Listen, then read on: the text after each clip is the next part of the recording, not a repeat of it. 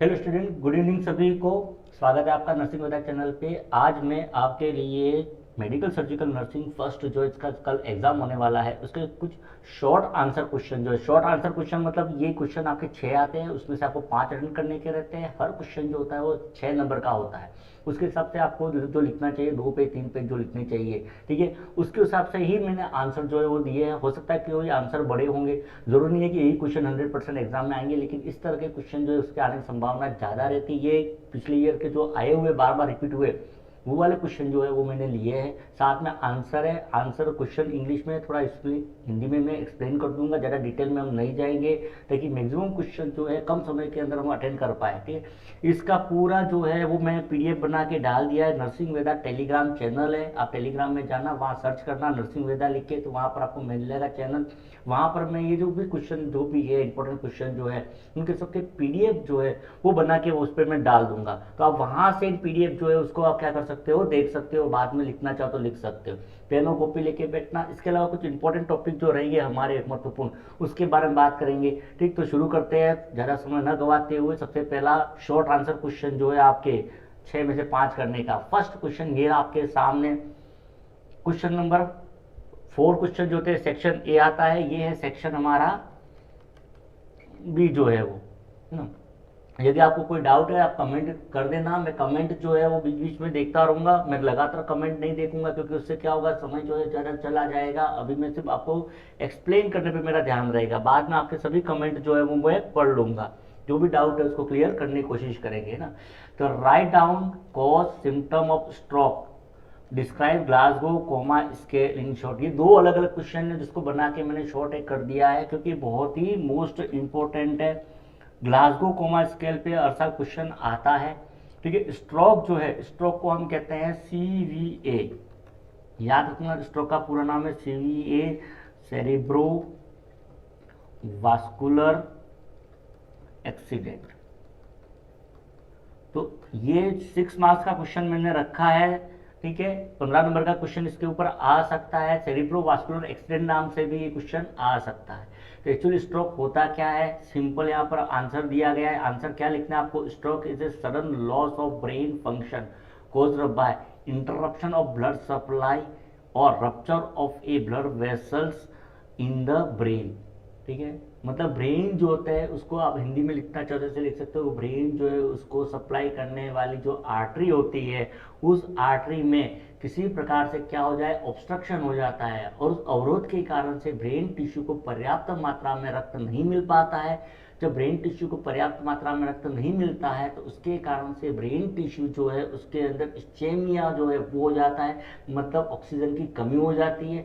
और इस्चेमिया होने के कारण से जो कंडीशन उत्पन्न होती है उसी को हम स्ट्रोक या सेरेब्रोवास्कुलर एक्सीडेंट कहा जाता है। तो ये तो सिंपल हो गया इसकी परिभाषा। फिर इसके कॉज जो अक्सर पूछे जाते हैं एग्जाम के अंदर कि इसके कारण क्या है, तो टाइप जो है उसके आधार पर इसके कॉज जो है वो दिए गए हैं, या कॉज के आधार पर इसके टाइप दिए गए। फर्स्ट वन लिखना है आपको इस्चेमिक स्ट्रोक। इस्चेमिक मतलब इस्चेमिया। इस्चेमिया का सिंपल अर्थ जो होता है वो होता है लैक ऑफ ब्लड सप्लाई।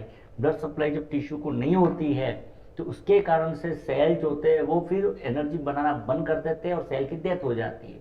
तो उस टिश्यू को हम कहते हैं इस्चेमिया कहा जाता है। तो इस्चेमिक स्ट्रोक जो होता है वो मेनली क्या होता है, ड्यू टू ब्लॉकेज, मतलब ब्रेन जो है, जैसे कि ब्रेन टिश्यू जो है मैं बना देता हूँ आपके लिए, ठीक है, और यहाँ पर कोई आर्टरी जो है वो क्या कर रही है, ब्लड सप्लाई कर रही है। उस आर्टरी में क्या हो गया, ब्लॉकेज आ गया। ब्लॉकेज आने पर उस टिश्यू को ब्लड नहीं मिल पाता है, और ब्लड नहीं मिलने के कारण से जो कंडीशन बन होती है, ठीक है, उसके कारण से इस्चेमिया जो है वो हो सकता है। तो यहाँ ब्लॉकेज हो रहा है। ब्लॉकेज किसके कारण से, या तो क्या हो जाए, क्लॉट आ जाता है, थ्रोम्बोसिस। थ्रोम्बोसिस का मतलब होता है क्लॉट, या एम्बोलिज्म। एम्बोलिज्म का मतलब होता है एयर बबल। ठीक है, एयर बबल आ जाता है उसके कारण से। तो आप तो सिंपल हिंदी में लिखना चाहो तो लिख सकते हो इस्चेमिक स्ट्रोक। ठीक है, ब्रेन को सप्लाई करने वाली आर्टरी के अंदर किसी प्रकार का ब्लॉकेज, जैसे थ्रोम्बस के कारण से, एम्बोलिज्म आने के कारण से। दूसरा जो होता है वो होता है hemorrhagic stroke. Hemorrhagic stroke due to bleeding in the brain. Brain जो है इसमें क्या हो जाए, ब्लीडिंग हो जाती है। ठीक है, और वो किस कारण से हो सकती है, एग्जाम्पल एन्यूरिज्मा। एन्यूरिज्म जो कोई है ब्रेन के अंदर, ठीक है, मतलब आर्टरी जो होती है वो डायलेट हो गई है और वो क्या हो जाए, रप्चर हो जाती है, फट जाती है, और रप्चर होने पर वहां से क्या होती है, ब्लीडिंग स्टार्ट हो जाए और ब्रेन टिश्यू किसी एरिया के अंदर ब्लड क्या हो जाए, इकट्ठा हो जाता है। तो उसके कारण से जो कंडीशन उत्पन्न हो सकती है वो स्ट्रोक की हो सकती है। तो एक तो ये आप लिख सकते हो, दो, ठीक है। फिर इसके रिस्क फैक्टर जो है शॉर्ट में लिख देना, रिस्क फैक्टर, ठीक है। रिस्क फैक्टर में हाइपर टेंशन है, डायबिटीज है, स्मोकिंग है, हाई कोलेस्ट्रॉल लेवल है, हार्ट डिसीज है, तो ये इसके क्या हो जाएंगे, रिस्क फैक्टर जो है वो हो जाएंगे। तो ये कॉज शॉर्ट में लिख देना है, ठीक है। हालांकि इसके अलावा बहुत ज़्यादा डिटेल में होता है। यदि आप स्ट्रोक जो है डिसीज कंडीशन या आंसर बता रहा हूँ, आप डिटेल में यदि समझना चाहते हैं तो हम डिसीज को अलग से डिटेल में समझेंगे। अभी जस्ट आंसर क्या लिखना है उस पर्पज से ही मैं आपको ये बता रहा हूँ, है ना। सिम्टम या क्लिनिकल फीचर भी कह सकते हो उसको, ठीक है। क्या हो सकते हैं इसके, तो क्या लिखते हैं आपके क्लिनिकल फीचर के अंदर, तो क्वेश्चन का आंसर देखो, यदि 6 नंबर में आता है तो सेलेक्टेड लिखने हैं, यदि 15 नंबर का आता है तो उसको डिटेल में लिखना है, थोड़ा डिस्क्राइब करके लिखना है, ठीक है। यहाँ 6 नंबर का इसलिए शॉर्ट शॉर्ट बता रहा हूँ मैं, सडन वीकनेस और नंबनेस, ठीक है, मतलब अचानक से क्या होना, कमजोरी होना, अचानक से कमजोरी, ठीक है। किसके अंदर, फेस, आर्म, लेग, अचानक से कमजोरी होना किसके अंदर, पैरों में, चेहरे पे या हाथों में, ठीक है। चेहरा जो होता है इसके अंदर लटक जाता है, ठीक है। तो एक तो ये हो जाएगा। सेकंड वन, ट्रबल स्पीकिंग और अंडरस्टैंडिंग स्पीच, ठीक है, मतलब बोलने में, हिंदी में लिखना चाहो तो हिंदी में से लिख सकते हो। किसी ने कहा था हिंदी में आंसर, तो हिंदी में थोड़ा डिफिकल्ट होता है, इसमें मैं एक्सप्लेन नहीं कर रहा हूँ आपको हिंदी में, ठीक है। बोलने में व समझने में असक्षमता, इस तरह से आप हिंदी में भी लिख सकते हो इसको, ठीक है। एक होता है विजन प्रॉब्लम, विजन प्रॉब्लम मतलब देखने में परेशानी, दृष्टि में परेशानी लिख सकते हो आप, दृष्टि में परेशानी, ठीक है। धुंधला दिखाई देना, धुंधला दिखाई देना, ठीक है, ये दिक्कत हो सकती है। सीवियर हेडेक, हिंदी में आवश्यकता नहीं है, सबको पता है सीवियर हेडेक का, तो आपको पता ही है। सिर दर्द होना, loss of balance and coordination, ठीक है, मतलब बैलेंस जो है उसमें और कोऑर्डिनेशन के अंदर क्या होना, असंतुलन होना, ठीक है, मतलब शारीरिक, सिंपल शब्दों में लिखे तो शारीरिक असंतुलन,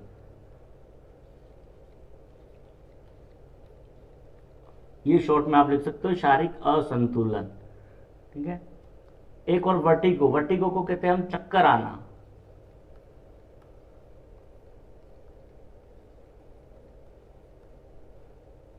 चक्कर आना या वर्टिगो जो है उसको चक्कर आना कहते हैं हम, तो चक्कर जो है वो भी उसको आ सकते हैं।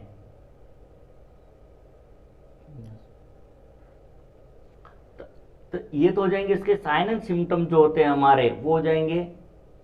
एक मिनट, टेक्निकल प्रॉब्लम आ रही है, मैं कमेंट आपके नहीं पढ़ पा रहा हूँ। मेरी आवाज क्लियर आ रही है सबको, रुक तो नहीं रहा है वीडियो, रुक रुक के तो नहीं आ रहा है, आवाज क्लियर है ना। अगर कोई डाउट हो तो आप बता देना ना, रुक रुक के आ रहा है या क्लियर नहीं आ रहा हो कुछ, तो कमेंट कर देना, मैं देख लूंगा। अगर आवाज क्लियर नहीं है, आवाज नहीं आ रही है, आपको सुनाई नहीं दे रहा है, यस। अब नेक्स्ट इसके अंदर मैंने जो पूछा है वो पूछा है Glasgow coma scale, most important है, 2023 के अंदर इसके ऊपर क्वेश्चन आ चुका है, सीधा 6 मार्क्स का, ठीक है। ग्लासगो कोमा स्केल क्या होता है, इसको शॉर्ट में हम कहते हैं GC, डिटेल में नहीं जाएंगे, शॉर्ट में आंसर क्या लिखना भी आता है, write in brief about Glasgow coma scale करके आता है, तो क्या लिखना है, Glasgow coma scale a neurological scale used to assess a patient level of consciousness after head injury और अल्टर मेंटल स्टेटस। तो ग्लासगो कोमा स्केल जो होता है वो रोगी जो है उसके अंदर लेवल ऑफ कॉन्शियसनेस का मतलब क्या, चेतना की अवस्था, ठीक है। तो मैं सिंपल आपको लिख देता हूँ, यहाँ पर भी आपको इंग्लिश में प्रॉब्लम आ रही है तो मैं हिंदी में लिख देता हूँ इसको, ठीक है। यह रोगी में चेतना की अवस्था तथा मानसिक स्थिति का आकलन करने के लिए काम में लिया जाने वाला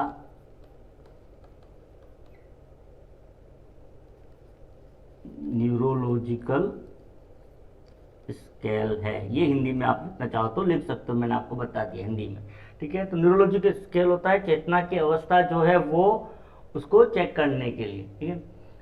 इसमें जो कंपोनेंट होता है, मेनली कंपोनेंट आपको याद रखने हैं EVM, ठीक है। EVM इसके अंदर कंपोनेंट होते हैं मेनली मुख्य रूप से 3, ठीक है। सबसे पहला कंपोनेंट होता है इसके अंदर वो है आई ओपनिंग। आई ओपनिंग का आंखों को खोलना, इंग्लिश में आपको याद रखना है आई ओपनिंग, ठीक है। आई ओपनिंग के अंदर मेनली क्या होता है, 4 पॉइंट होते हैं इसके अंदर, ठीक है। एक स्पॉन्टेनियस, स्वतः ही खोलता है, स्वतः ही अपने आप खोलता है, तो उसको 4 लिख देने, अगर स्वतः अपने आप खोल देता है 4 लिखने हैं, ठीक है।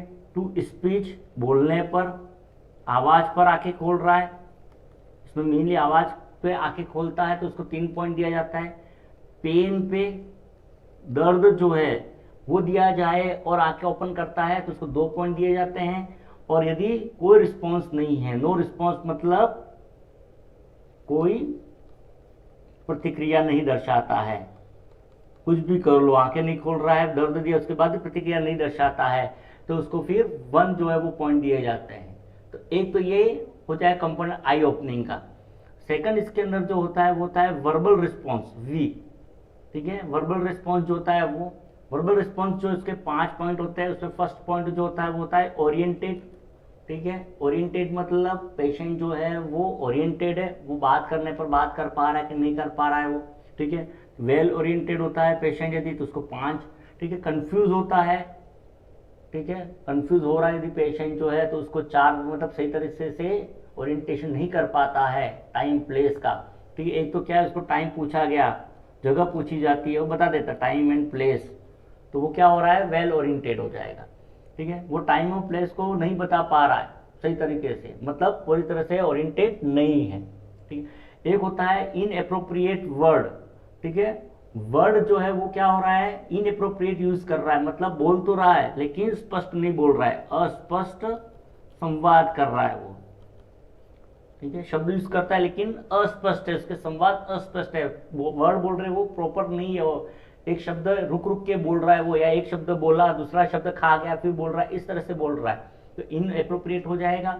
इनकोहेरेंट जो है, ठीक है, स्पष्ट आवाज नहीं निकाल पा रहा है, स्पष्ट आवाज, अजीब आवाज निकालता है। एक तो क्या है शब्द, और एक शब्द ही नहीं बोल पा रहा, आवाज हु करके अजीब से आवाज निकाल रहा है, तो वो हो जाएगा इनकॉम्प्रिहेंसिबल। और एक होता है नो रिस्पॉन्स, मतलब कोई प्रतिक्रिया नहीं, अगर कोई प्रतिक्रिया नहीं दर्शाता है तो फिर क्या कर देते हैं, उसको 1 पॉइंट दिया जाता है, ठीक है। तीसरा जो इसके अंदर होता है ईवीएम के अंदर वो होता है M, 6 पॉइंट, ठीक है। इसमें 6 पॉइंट रहते हैं, ठीक है।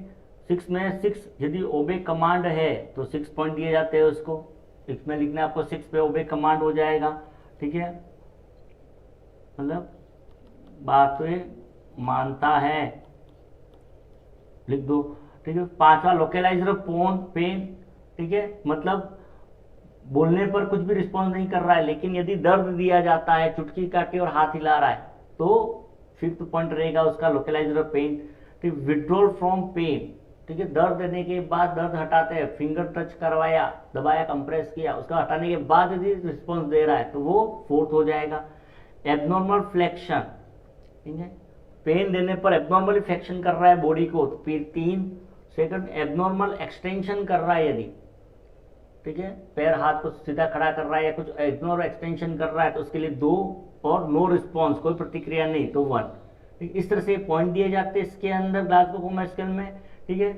यदि आप GCS पढ़ना चाहते हैं कमेंट करना, हम डिटेल में इसके बारे में और ज़्यादा डिस्कस करेंगे। अभी जस्ट आंसर क्या लिखना है वो बता रहा हूँ मैं आपको। इंटरप्रिटेशन फिर इसके अंदर लिख दो थोड़ा सा, यदि 13 से 15 पॉइंट माइल्ड इंजुरी, 9 to 12 है मॉडरेट इंजुरी, और 8 या उससे बिलो है तो सीवियर इंजुरी जो है जैसे कोमा, एयरवे मैनेजमेंट, इसको इंडिकेट करता है, तो ये पहला क्वेश्चन आपका जो था आपके सामने, ठीक है, जो था आपके GCS है ग्लासगो कोमा स्केल जो है उससे रिलेटेड शॉर्ट